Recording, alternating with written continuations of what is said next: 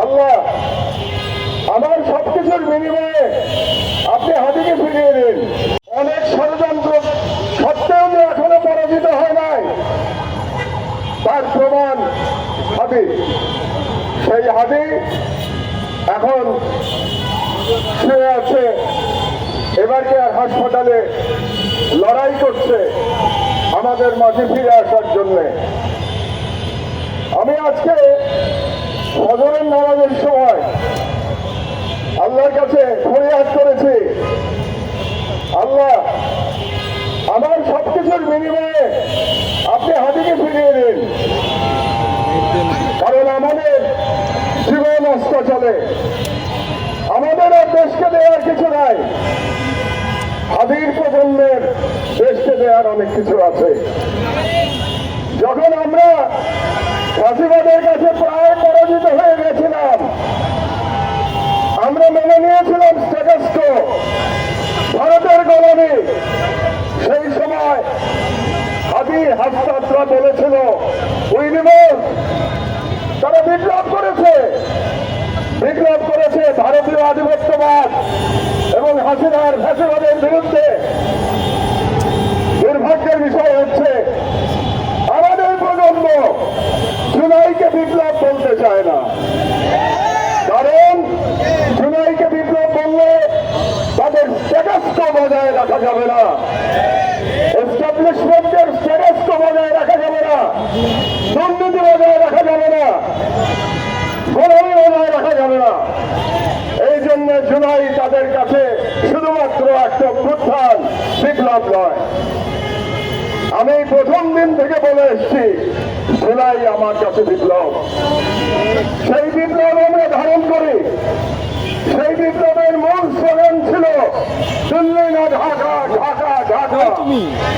আজকে ক্ষমতায় যাওয়ার জন্য যারা দিল্লি এবং আওয়ামী লীগকে তোষণ করতে চায় তাদেরকে স্মরণ করিয়ে দেওয়া দরকার। হাদি কিন্তু শেষ নয়, এরপরের বুলেট আপনাদের জন্য অপেক্ষা করছে। তুমি কি আমাকে দেখছো? অনেক চেষ্টা করেছি আমার দেশ পত্রিকায় গত এক বছরে সামনে তাদেরকে দেখানোর জন্য, নেতাদের উদ্দেশ্য করে লিখেছি জবানে লাগাম দিন। নেতারা কথা শোনেন নাই, তাদের জবানে লাগাম দেওয়া যায় নাই। ক্ষমতায় যাওয়ার উদগ্র ইচ্ছায় তারা একে অপরের বিরুদ্ধে যে রেটরিক ব্যবহার করছেন, এই রেটরিকের সুযোগে অতীত ফাঁসিবাদ এবং ভারতীয় আধিপত্যবাদ আবার বাংলাদেশে অনুপ্রবেশ করেছে। আপনারা সুশীলদের কথা বললেন, হাসনাত সুশীলদের কথা বলে গেল। আসল কথা হচ্ছে আমাদের ভুলে গেলে চলবে না, এই সুশীলরাই বাংলাদেশে ফাঁসিবাদ কায়েম করেছে।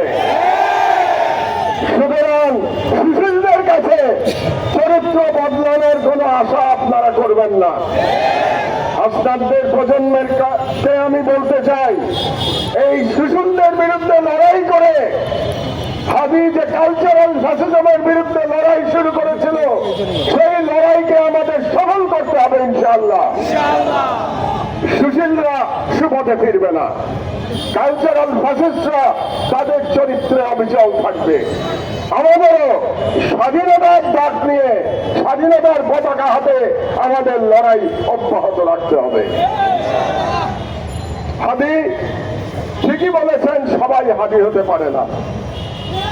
আমি পারি নাই, আমি চেষ্টা করেছি, কিন্তু আমি হাদি হতে পারি নাই। আপনারা বলেছেন কুষ্টিয়াতে, আপনাদের মনে আছে 2018 সালে আমার উপরে হামলা হয়েছিল, কিন্তু গুলি করে নাই, হাদির উপরে গুলি করেছে। এই যে পার্থক্য। আমি সেদিন তাদেরকে বলেছিলাম ভারতীয় কুকুর, এই ভারতীয় কুকুরদের আমাদের চিহ্নিত করে তাদেরকে নির্মূল করতে হবে। বাংলাদেশে ফ্যাসিবাদের কোন আইকন থাকতে পারবে না। সুশীলত্বের বয়ান হচ্ছে আইকনদের টাচ করা যাবে না। তার মানে তারা ফ্যাসিবাদের রুট বজায় রাখতে চায়। ফ্যাসিবাদের রুট নিক্ষেপ করতে হবে বঙ্গোপসাগরে। ফাঁসিবাদের কোনো আইকন আমরা মানি না। আমরা বাংলাদেশের স্বাধীনতায় বিশ্বাস করি। বাংলাদেশে কোনো বিভাজন আমরা চাই না। দেশের সকল বিভাজনের ঊর্ধ্বে উঠে আমাদের জনগণকে ইস্পাত কঠিন ঐক্যে সমস্ত দেশীয় এবং বিদেশি সম্প্রসারণবাদকে মোকাবেলা করতে হবে। যেরকম মোকাবেলা আমাদের তরুণেরা 36শে জুলাই তারা করে দেখিয়েছিল যে তারা পারে। তারা মুখ পেতে দিয়েছিল, আবু সাইদের মতো মুক্তরা ওয়াসিমরা মুখ পেতে দিয়েছিল। তারা বলেছিল বুকের মধ্যে দারুণ ঝড়, মুখ পেতেছি গুলি কর। আমিও বলতে চাই এখানে যদি